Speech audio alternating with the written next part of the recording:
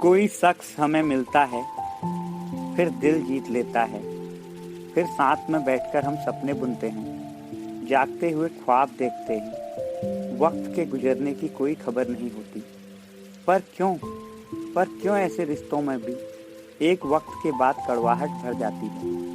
क्या मेरा उस शख्स से उम्मीद करना गलत है? अरे तो उससे उम्मीद नहीं रखेंगे तो फिर किससे रखेंगे?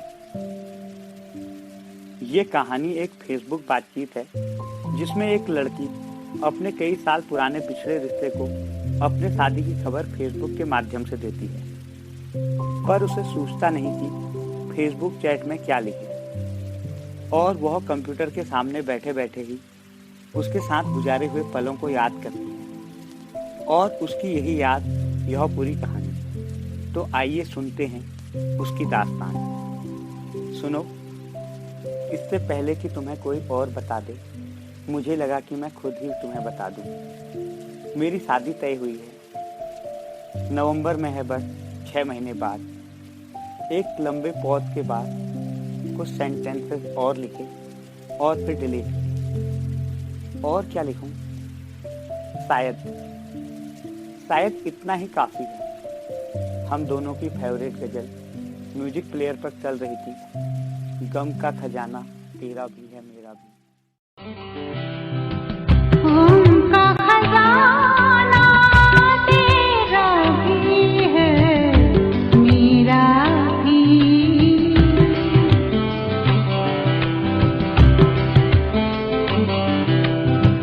गम का खजाना तेरा भी है मेरा भी, ये नजराना तेरा भी है मेरा भी।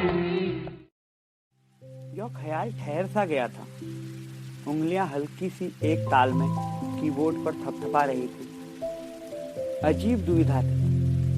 इतने सारे साल भी तो गुजरे। क्या मुनासिब रहेगा? क्या मुनासिब होता है ऐसे हालात?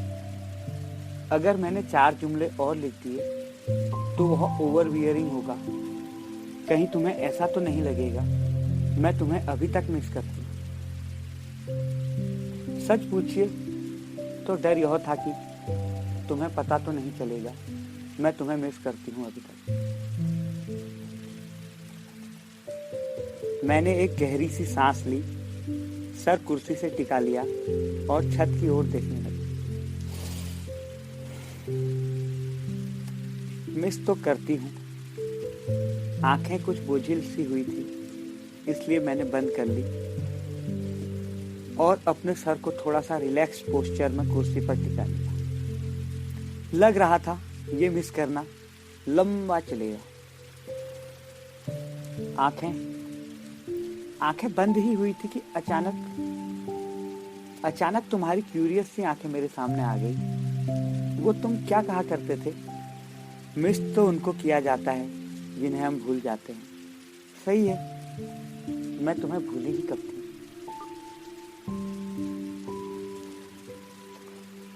जो तुम्हें मिस करती।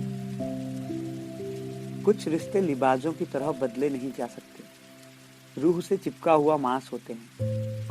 किताबों पर चढ़ी हुई जिल्द अगर जल्दबाजी में उखाड़ दिया तो पन्ने बिखर जाते हैं और फिर पूरी कहानी किसी के हाथ नहीं लगती। लोग अक्सर कहानी का एक सिरा लेकर फिर बाकी की तस्वीर अपनी मर्जी के रंगों से पूरा कर लेते हैं। पूरी कहानी तो किसी को भी पता नहीं होती। जो उसे जी रहे हैं शायद उन्हें भी नहीं। हमारी क्या कहानी होगी हमें भी कहाँ पता था। तुम मुझे कॉलेज का एक इवेंट ऑर्गेनाइज करते हुए पहली बार मिले थे। न जाने उस वक्त मैंने अनाउंस किया था कि हल्ला ना करें, अपनी अपनी जगहों पर बैठ जाएं, और तुमने टोक कर कहा था एक्सक्यूज मी। चुप कराने में ज्यादा तो आप चिल्ला रहे हैं। तब पहली बार देखी थी मैंने तुम्हारी क्यूरियस चमकती आंखें। किसी और बात पर बहस करना छोड़कर मैं तुम्हारी आंखों में उलझ गई और तुम हंसते हुए अपना हाथ आगे किया था। शायद यह दोस्ती के लिए था। और मैं तुम्हें 1 मिनट देखती रह गई। मुझे शहर में आए कई महीने हुए थे, लेकिन अभी तक मैं दोस्त नहीं बना पाई थी। बात तो सबसे होती थी, पर एक अकेलापन घेरे रहता था। एक अकेला शख्स नए शहर में आईने ही तो ढूंढता है।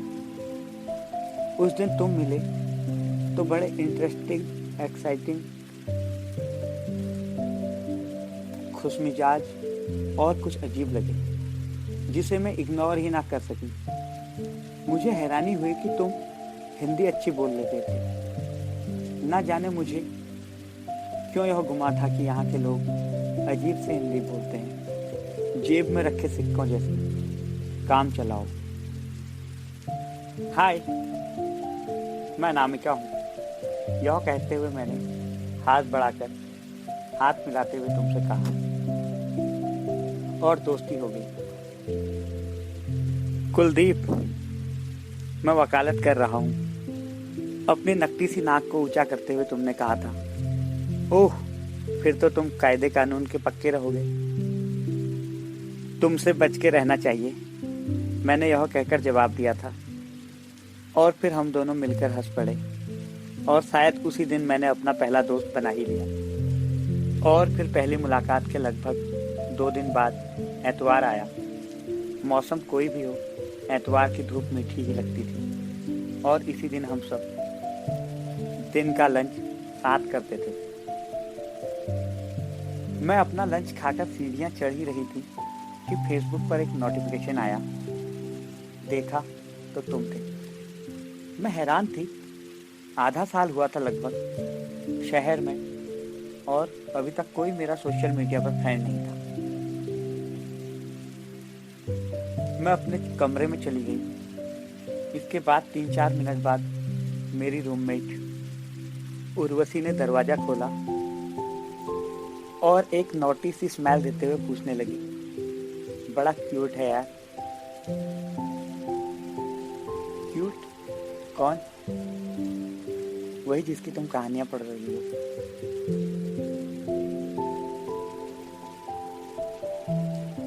मैं तुम्हारी फेसबुक प्रोफाइल पे तुम्हारी जोशो जुनून से भरी हुई कहानियों को पढ़ रही थी। कुछ पर गर्मजोशी से कमेंट भी कर दिया करती थी, और तुम्हारा रिप्लाई भी बिल्कुल सटीक होता था। फिर नोकझोंक के साथ साथ एक एतवार हमने मिलने का प्लान बनाया। तुम्हें डिस्टर्ब तो नहीं किया, यह कहते हुए तुमने फिर मुझसे आंखें मिलाई, कत्थई क्यूरियस भूरी आंखें। नहीं, पर तुम्हारे कंधे पर बेताल होता तो जरूर डिस्टर्ब होती, मैंने हंसकर जवाब दिया था। हम कड़ी दोपहर में चलते रहे। अजीब बात है, मैंने तुमसे पूछा भी नहीं कि हम कहाँ जा रहे थे। बस यूं ही साथ चल दिए। वैसे तुमने मेरा डिस्टर्ब तो किया है। मैं अपने सारे बचे हुए कामों को संडे के दिन ही पूरा करती हूँ।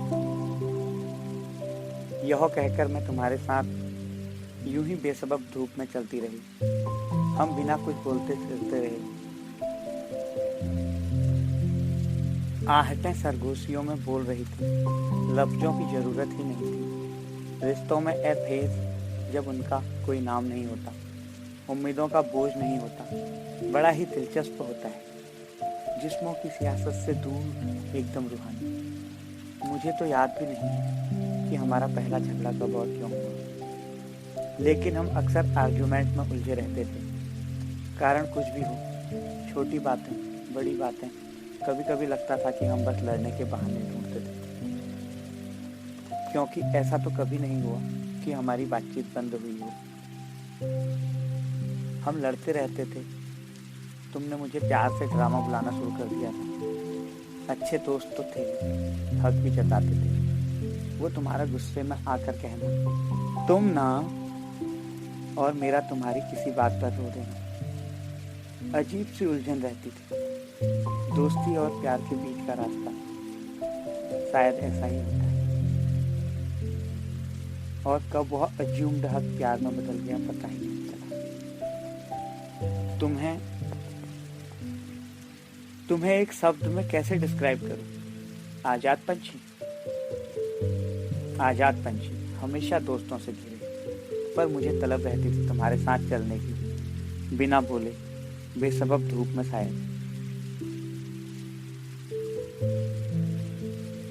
शायद मैं तुम्हारे लिए वन ऑफ द रिस्ट थी, पर मेरे लिए तुम द ओनली वन बनते जा रही थी। तुम्हें याद है, तुम मुझे अपनी कंपोजिशन लाइनें सुनाते थे और फिर मैं लफ्ज़ों के मतलब पूछती और तुम समझाते रहते। हम नज़दीक आते गए, रूहानी, और हम जितना करीब आते गए उतनी ही भीड़ हमारे बीच बढ़ती गई और मेरी तुम्हें बस अपने पास रखने की तलब। और तुम अपने दोस्तों से घिरे रहते थे। कुलदीप, मैं डर गई थी कहीं तुम चले ना जाओ। मैं तुम्हारा समय चाहती थी, तुम्हारे साथ कुछ पल चाहती थी, इसलिए मैंने घबरा कर एक दिन कोशिश की तुम्हें खींचने की, पर तुम तो आजाद पंछी थे। परिंदे पिंजरों में कभी खुश नहीं रहते, और वही हुआ जो अक्सर होता है। हम तुम किसी इम्तिहान की तैयारी के लिए एक साथ बैठकर पढ़ाई कर रहे थे और अचानक बड़ी धीमी सी टोन में तुमने कहा, Anamika, we need a break. ये कहकर तुमने अपना फैसला सुना दिया। मैंने किसी बच्चे की तरह किताबें फेंकी, पैर पटके, पर तुम्हारा फैसला अटल था, अलग होने का। मैं पागलों की तरह तुम्हें गले लगाने लगी। मैं जाती भी तो कहाँ, तुम्हें और अपना ये पागलपन लेकर, जिसे हम ना कोई नाम दे पाए थे और ना ही कोई अंजाम। इतने सालों में मैं दोस्त बनाना भी भूल गई थी। तुम थे तो किसी की जरूरत ही महसूस न हो।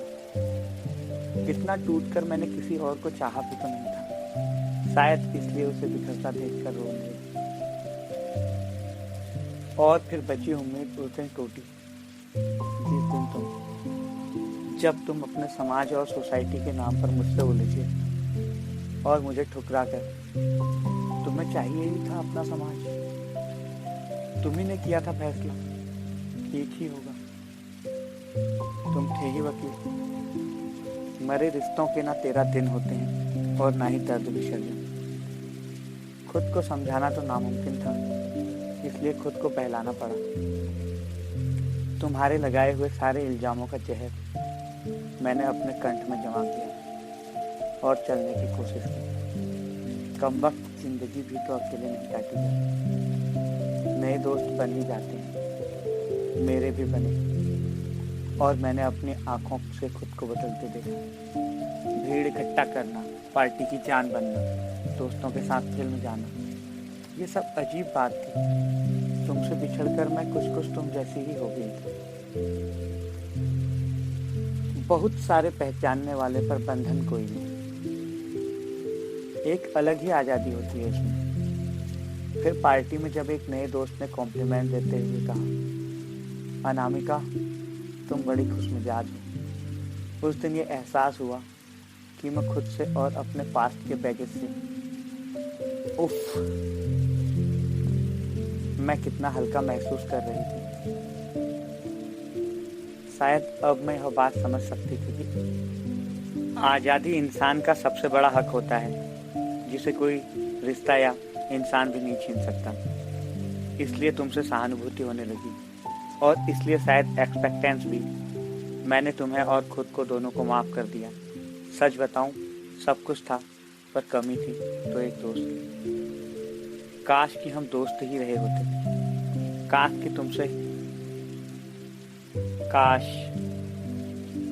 मैं कुछ दिन मन बहलाने अपने दीदी के वहां चली गई और कुछ दिन बाद कमरे में वापस लौट आई। मैं तुम्हारे बिना जीना सीख रही थी कि एक दिन फिर मेरी दोस्त प्रतिज्ञा मिलने आई और उसने बताया, दीदी, कुलदीप रोज आपके बारे में पूछता है, उसे माफ कर दो दीदी, बहुत डिस्परेट लग रहा था। तुमसे झूठ नहीं कहूंगी, एक अजीब सा सुकून मिला ये जानकर कि तुम मेरे बिना इतना खुश नहीं थे। मुझे खुशी से उछलना चाहिए था। जिसके लिए मैं इतना तड़पी थी वह शख्स खुद लौट आया था और खुद ही मुझे ढूंढता हुआ। पर न जाने क्यों मैं चुपचाप सुनती रही, किसी से कुछ नहीं कहा। मैं खुद अपने मन के रवैये पर हैरान थी। शाम हुई, तुम मुझे मिले। कितना कुछ कहना था, गले का जहर उगलना था, पर मुंह से एक शब्द नहीं निकला। जैसे कि सब कुछ मेरे जिस्म से होकर बह गया हो। इसलिए बस हाय बोलकर तुम्हारी झिझक कम कर दी। 2 कॉफी, वही पुराना ऑर्डर, वही मैं और तुम। हाँ, केमिस्ट्री कुछ कुछ बदल गई थी। उसमें ना वह चिंगारी थी, ना प्यार, ना वो दोस्ती की गर्माहट। तुम भी हैरान थे ना शायद। तुमने सोचा था कि मैं लड़ झगड़ कर तुमसे नाराजगी जताऊंगी, पर मैंने ऐसा कुछ नहीं किया। याद है ना, सुबह सुबह चाय की दुकान पर मिलना, कटिंग चाय और आधा क्रीम रोल। तब पैसे नहीं थे और अब तुम नहीं। तुम्हें खुद से नोचने की हिम्मत मुझ में कभी नहीं थी, पर इस दूसरे अंक में मैं बदल गई थी। तुमने खुद ही तो कहा था, बदल गई हो क्या। तुम्हें मुझ पर गुस्सा नहीं करना है, कुछ बोलना है। नए दोस्त भीड़ भाड़ में रहती हो। और फिर मैंने तुम्हें पलट कर जवाब दिया था। कुछ वक्त पहले तुम यही तो चाहते थे, अब इसी बात से शिकायत है। तब तुमने कहा, तो क्या ये सब तुम मुझसे बदला लेने के लिए कर रही हो। मैंने कहा, कितनी अजीब बात है ना कुलदीप। जिन बातों से पहले मुझे तकलीफ होती थी, अब उन्हीं बातों से तुम्हें होने लगी। अब तुम्हें मेरी तलब थी, पर अब मैंने आज़ादी का रास्ता चुन लिया था। मैंने खुद से वादा किया कुलदीप। उफ, छोड़ो, बहुत सी बातें हो गई। सुनो, सोचती हूँ क्या लिखूं, और बस एक दुआ है कि तुम खुद को माफ कर सको। शायद मैं भी कर पाऊं।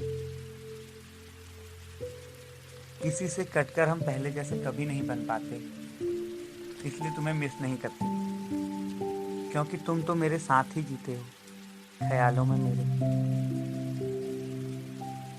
और फिर तुम ही तो कहा करते थे ना, याद तो उनकी आती है जिन्हें हम भूल गए हों। ये मैं नहीं लिख सकती, तो शायद यही ठीक रहेगा। एक रस्मी जुमला, मेरी शादी है 6 महीने बाद। शायद इतना ही काफी होगा। बाय, ख्याल रखना।